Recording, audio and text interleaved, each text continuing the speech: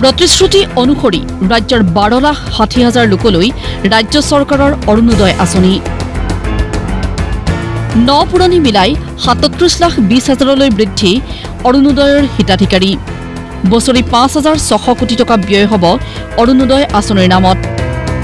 জনতা ভৱনত মুখ্যমন্ত্ৰী ডক্টৰ হিমন্ত বিশ্ব শৰ্মাই শুভাৰম্ভণি ঘটালে অৰুণোদয় 3.0 আঁচনিৰ শুভাৰম্ভণি ঘটাই মুখ্যমন্ত্ৰীৰ ঘোষণা ৰেচন কাৰ্ড নথকা পৰিয়ালে লাভ নকৰিব অৰুণোদয় আঁচনি হে 19,92,167 গৰাকী লোকক ৰেচন কাৰ্ড প্ৰদানৰ পদক্ষেপ লৈছে ৰাজ্য চৰকাৰে আৰু সেই আঁচনিৰ শুভাৰম্ভণি জনতা ভৱনত যে আমি প্ৰত্যেকটো সমষ্টিতে 10,000 এভাৰেজ কৰবাত সমষ্টিত বেছি মানুহ আছে অলপ বেছি পাব কম মানুহ আছে কম পাব এভাৰেজ 10,000 অৰ্থাৎ আমি 12,60,000 পৰিয়ালক অৰুণোদয় আঁচনিৰ সুবিধা নতুনকৈ দিয়াৰ ব্যৱস্থা কৰিম ইয়াৰ অৰ্থ কি হ'ব যে কম আৰু বেছি পৰিমাণে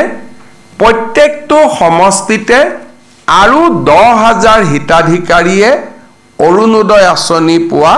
আৰম্ভ হ'ব এইবাৰ অৰুণোদয় 3 পইণ্ট আঁচনিটো ৰেচন কাৰ্ডৰ লগত আমি জড়িত কৰিব খুজিছো অৰ্থাৎ ৰেচন কাৰ্ডৰ নম্বৰ থাকিলেহে অৰুণোদয় পাব কোনোবাই ক'ব পাৰে যে বাবা মোৰ ৰেচন কাৰ্ড নাই সেই কাৰণে আজি আমি 19 লাখ লোকক নতুনকৈ ৰেচন কাৰ্ড দিয়াৰ আঁচনিখনো আৰম্ভ কৰিছো অৰ্থাৎ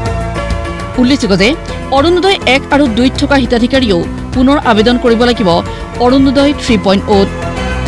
অৱশ্যে আবেদন কৰিলেও জানুৱাৰীলৈকে লাভ কৰি থাকিব অৰুণোদয়ৰ ধন পূৰ্বৰ অৰুণোদয়ৰ হিতাধিকাৰীৰ ঘৰত যদি চৰকাৰী চাকৰি হ'ল কাৰোবাৰ ঘৰত যদি 4চকীয়া গাড়ী হ'ল তেওঁলোক এবাৰ থাকিব এই আঁচনিৰ আওতাৰ বাহিৰত অৰুণোদয় 1 আৰু 2 জুনে হিতাধিকাৰী আছিল তেওঁলোকে অৰুণোদয় 3ৰ বাবে নতুনকৈ আবেদন কৰিব লাগিব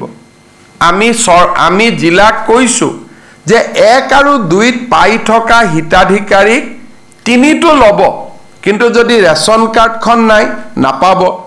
যদি পৰিয়ালত চাকৰি হৈ গ'ল নাপাব যদি